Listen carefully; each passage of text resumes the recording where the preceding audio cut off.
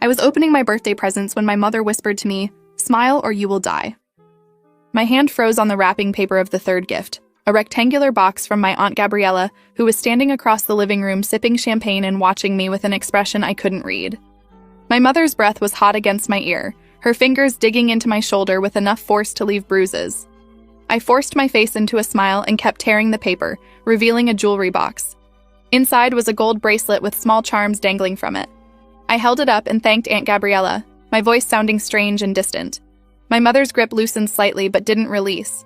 She leaned in again and whispered even quieter. "There are 2 men by the door. They have guns.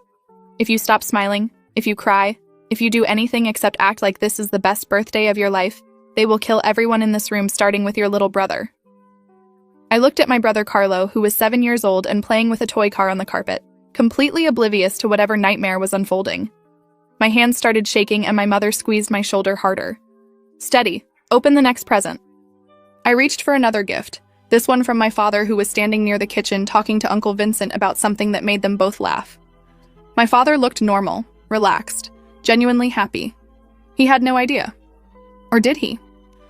I tore open the wrapping with hands I couldn't quite control and found a leather journal with my initials embossed on the cover. My father smiled at me and called across the room. "For all those stories you're always writing, Juliana, now you can keep them somewhere nice." I held up the journal and smiled wider, thanked him, told him it was perfect.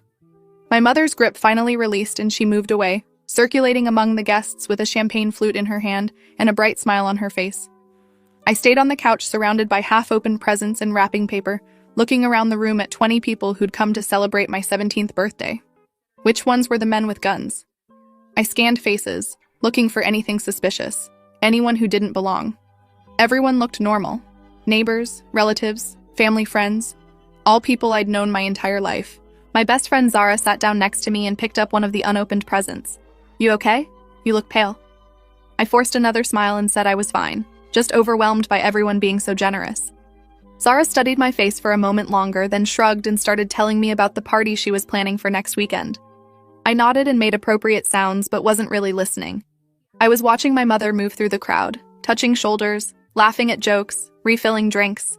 She looked so normal, so composed, like she hadn't just told me people would die if I stopped performing happiness. My eyes found the men by the door, 2 of them standing close together, both wearing dark suits, both watching the room with careful attention. I'd never seen them before. They weren't relatives or neighbors or family friends. They were strangers at my birthday party, and apparently they were armed. One of them met my eyes and his expression didn't change, but something in his gaze made my blood go cold. I looked away quickly and opened another present. The party continued for another hour. People ate cake, sang happy birthday, took photos. I smiled in every single one, my face aching from the sustained expression. My mother stayed close, always within touching distance, her eyes constantly flicking to the 2 men by the door. When the first guests started leaving, my mother announced it was getting late and thanked everyone for coming. People began gathering coats and purses, saying goodbye, hugging me and wishing me happy birthday one more time. The 2 men by the door didn't move. They waited until everyone else had left, until it was just our family and them. Then one of them spoke for the first time. "Mrs. Rossetti, we need to talk." His voice was flat, emotionless. My mother's smile finally dropped and she looked at my father. "Take the children upstairs." My father's confused expression made it clear he really hadn't known anything was wrong. "What's going on? Who are these men?" The second man pulled his jacket open slightly, revealing a gun in a shoulder holster. "Upstairs, now." My father grabbed Carlo and me, pushing us toward the stairs. I looked back at my mother, who was standing very still, her hands clasped in front of her, facing the 2 armed men in our living room. We went upstairs and my father closed Carlo in his bedroom, telling him to stay there and play quietly. Then he pulled me into my parents' bedroom and closed that door too. His hands were shaking and his face had gone white. "What the hell is happening?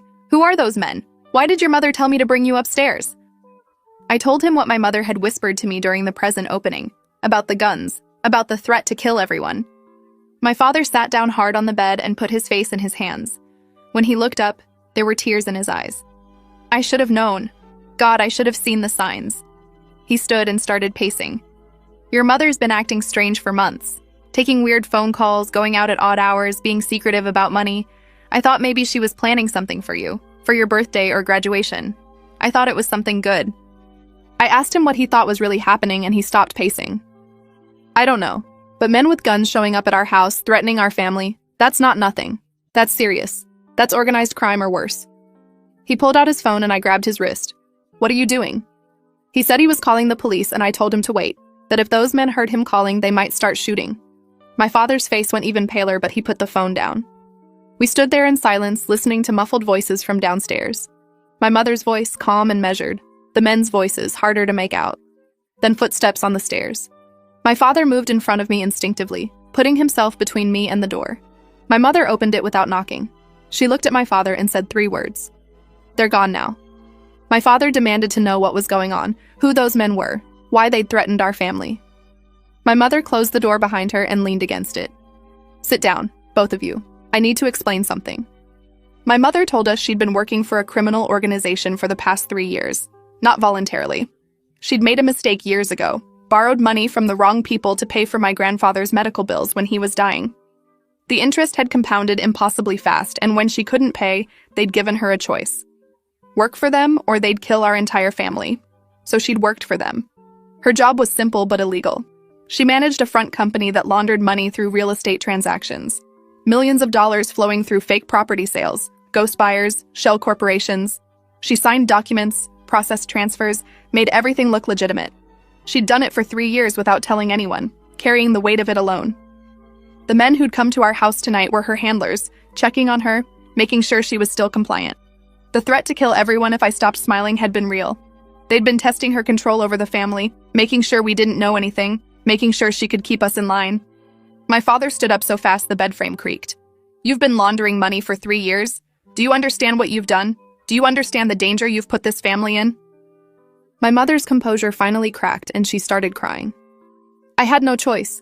They showed me photos of Carlo getting picked up from school. They showed me Juliana walking home from the library. They knew everything about our routines, our lives. They said if I went to the police, if I told anyone, they'd make it look like accidents. They'd kill all of you and I'd be the last one alive to suffer with it. She wiped her eyes with shaking hands. I did it to protect you. I did it to keep you alive. Every single day for 3 years I've done things I hate, processed money for drug dealers and human traffickers and worse, because the alternative was losing my family. My father's anger seemed to drain out of him and he sat down again. How much money are we talking about? My mother said she'd processed approximately $40 million through various accounts and properties over the past 3 years. The organization paid her $50,000 a year, deposited into an offshore account she couldn't access without their permission. Every transaction was documented, every signature recorded. If she tried to run or go to the police, they had enough evidence to put her in prison for decades while they killed the rest of us. I asked why they'd come to my birthday party specifically, and my mother said it was a routine check, something they did every few months to remind her what was at stake.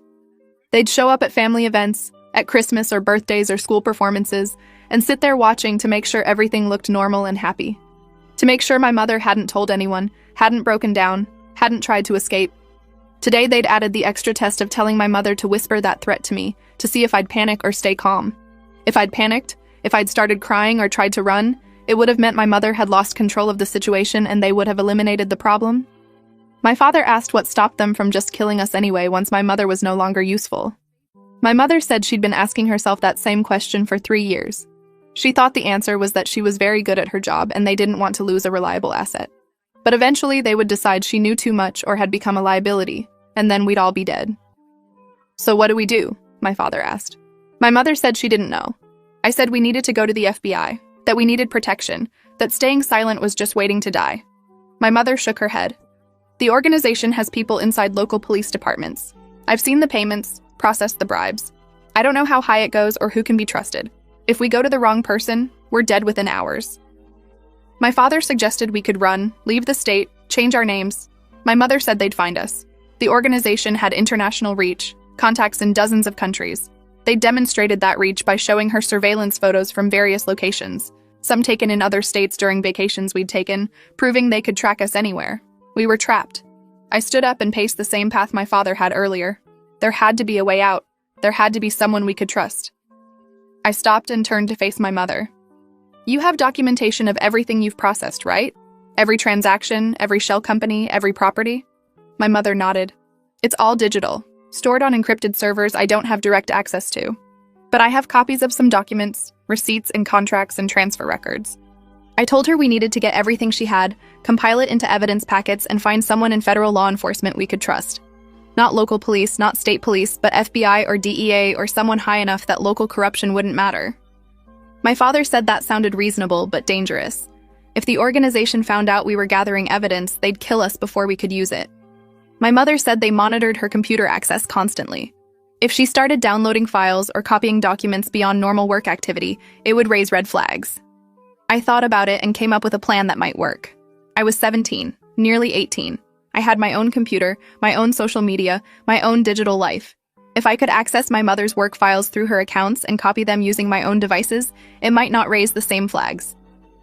My mother looked doubtful but said it was possible the monitoring focused on her official computers, rather than looking for access from family devices. She could give me her login credentials and I could start downloading files slowly, spreading it out over weeks to avoid detection. My father said this was insane, that we were talking about putting our daughter in danger. I said I was already in danger, that we all were, and doing nothing guaranteed we'd eventually die. At least this way we had a chance. My mother stared at me for a long moment, then wrote down several passwords and account names on a piece of paper. Start tonight. Download whatever you can, financial records especially, anything showing the money trail. We need to prove where the money came from and where it went. That's what will interest federal prosecutors. She handed me the paper and I folded it into my pocket. My father said we also needed to identify who was in charge locally, who our mother reported to, what the organization's structure looked like, names, photos, addresses if possible. The more comprehensive our evidence, the more likely federal agents would take it seriously and provide protection. We spent the next hour planning, strategizing, trying to think of every angle and risk. By the time we finished, it was nearly midnight and Carlo had fallen asleep in his room. My mother carried him to his bed and my father went downstairs to clean up the remains of the party. I went to my own room and opened my laptop. The login credentials my mother had given me worked on the first try. I found myself looking at a corporate interface for something called Meridian Property Solutions, a real estate investment firm that existed only on paper. The files were organized by date and transaction type. I started downloading the most recent files first, saving them to an external hard drive I'd hidden in my closet. Financial spreadsheets, property deeds, transfer documents, corporate registration papers. Every file represented money being cleaned, criminal proceeds being transformed into legitimate assets. I worked for 3 hours, downloading hundreds of documents, organizing them into folders by year and transaction type. My eyes burned and my back ached, but I kept going. Around 3 a.m., I finally stopped and hid the hard drive in a hollowed-out book on my shelf. Tomorrow I'd download more. Every day I'd chip away at the digital trail until we had everything. Then we'd figure out who to trust with it. I lay in bed, unable to sleep, replaying my mother's whispered threat. Smile or you will die. For 3 years, she'd been living with that kind of pressure, carrying that weight alone, protecting us through compliance. Now I understood why she'd looked tired all the time, why she'd been distant at family dinners, why she'd started drinking more wine in the evenings. The next morning, I went to school like normal, sat through classes, ate lunch with Zara, pretended everything was fine, but I was constantly aware of my surroundings, watching for anyone who might be watching me.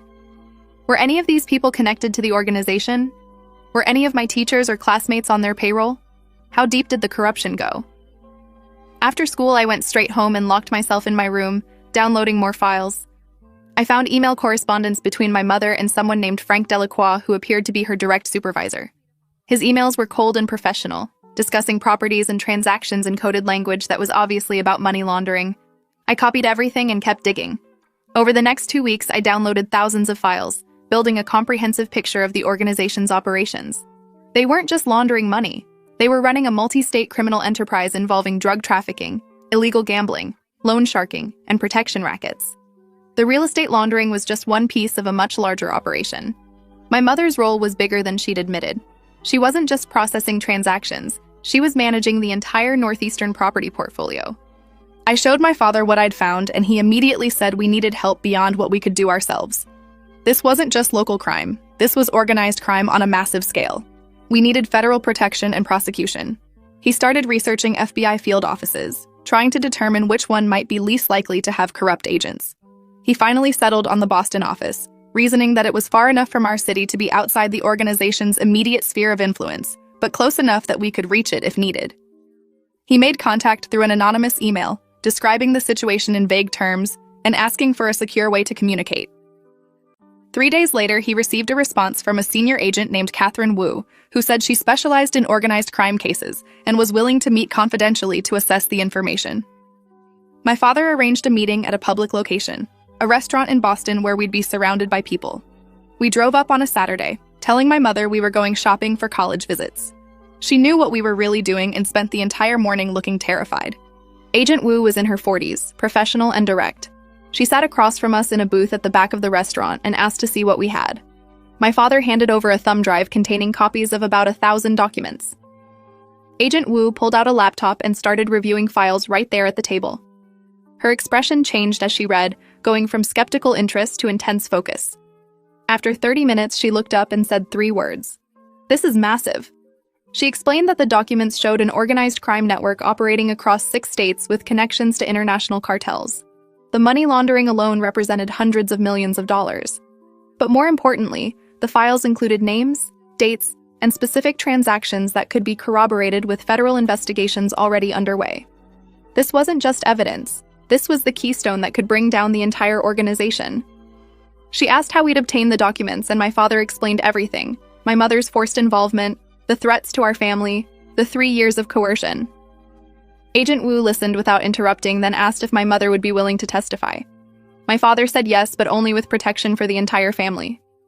Agent Wu said she could arrange that, but it would require my mother to wear a wire to continue her work with the organization while gathering additional evidence and recordings. We'd all have to maintain normal appearances for potentially several more months while the FBI built their case. The alternative was to extract us immediately into witness protection, but that would tip off the organization and they'd destroy evidence and flee before the FBI could move. My father asked which option Agent Wu recommended, and she was blunt.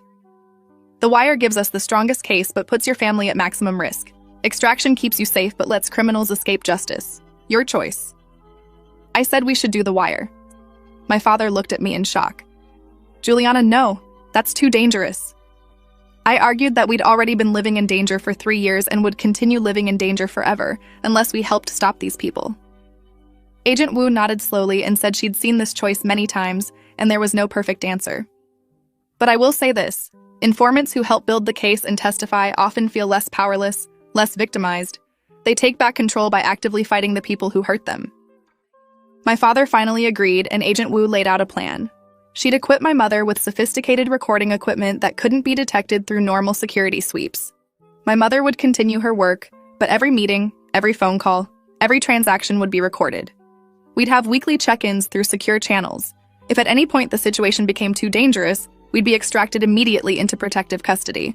The operation would likely take 4 to 6 months, depending on how quickly they could corroborate evidence and secure additional warrants. We drove home that night with the weight of the decision heavy on all of us. My father kept second-guessing himself, wondering if we'd made the right choice, if we should have just run. I told him Agent Wu was right, that this was taking back control. My mother said nothing, just stared out the window at the dark highway. When we got home, Carlo was already asleep and the house felt empty and cold. We sat in the living room and my mother finally spoke. "I should have told you 3 years ago. I should have trusted that we could find a solution together instead of trying to protect you through lies." My father took her hand. "You did what you thought was right. That's all anyone can do." Agent Wu came to our house 3 days later, late at night after Carlo was asleep. She brought recording equipment, tiny devices that my mother could wear concealed in jewelry or clothing. She taught my mother how to activate them, how to position herself for best audio quality, how to act natural while documenting everything. My mother practiced for an hour, role-playing conversations while Agent Wu monitored the feed. Finally, Agent Wu seemed satisfied and said my mother was ready. The first recorded meeting happened 2 days later. My mother met Frank Delacroix at a restaurant to discuss new property acquisitions. She wore a necklace with a hidden microphone and kept her phone positioned in her purse to provide backup recording. Delacroix discussed 3 new properties in detail, explaining exactly how the money would flow and which shell companies would be used. He mentioned names of people higher in the organization, referred to someone called the architect who designed the financial structures. When my mother came home that night, she looked drained but determined. She said the recording had worked perfectly and she'd gotten everything. Agent Wu called an hour later to confirm she'd received the encrypted file and the evidence was excellent. Over the next 3 months, my mother recorded dozens of meetings. She documented money flows, named conspirators, captured discussions about criminal operations beyond the money laundering. The organization used her real estate network to hide assets for drug dealers, to purchase properties for illegal gambling operations, to create fronts for human trafficking. My mother had been unknowingly facilitating all of it through her legitimate-seeming work. Each revelation made her more committed to seeing the operation through. She told me one night that she'd spent 3 years feeling like a victim, powerless and afraid. Now she felt like a weapon, like every conversation she recorded was ammunition against the people who'd terrorized our family.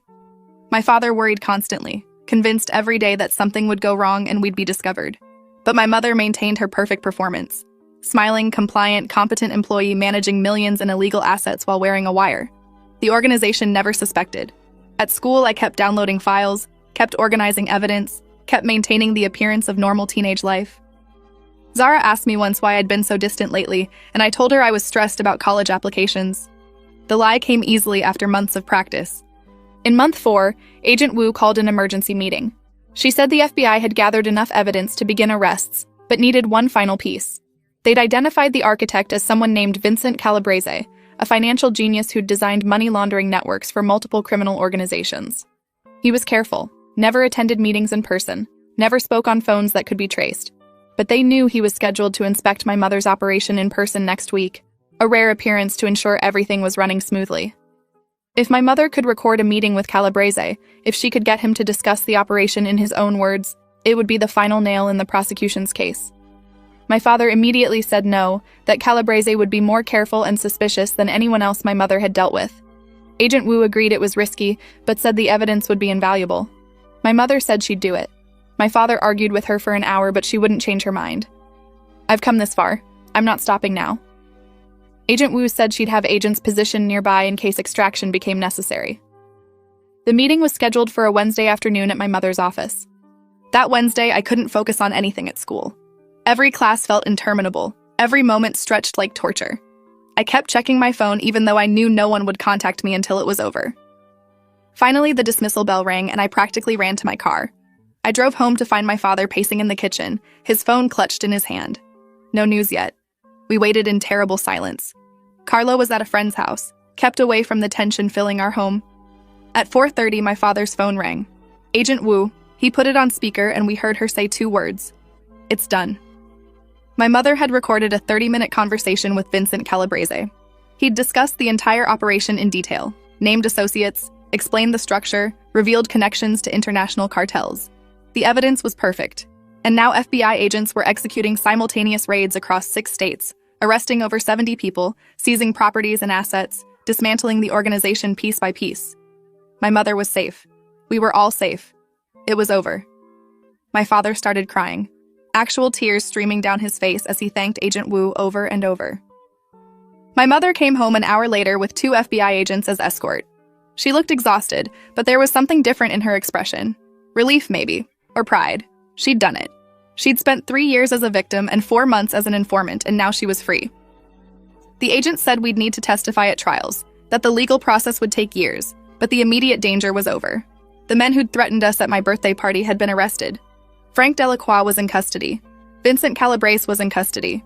The entire leadership structure was destroyed. We spent that evening together, all 4 of us including Carlo, who we finally told an age-appropriate version of what had been happening. He didn't fully understand, but he knew Mom had been very brave and everything was okay now.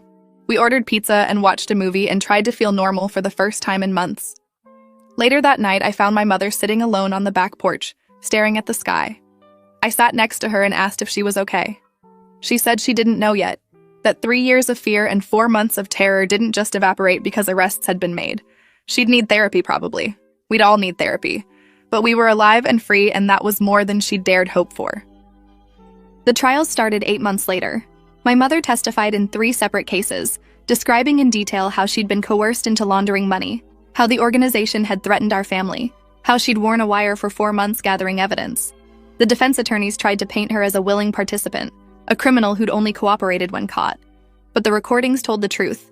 You could hear the fear in her voice during those first coerced meetings, hear how the threats had shaped her compliance. The juries convicted on nearly every count.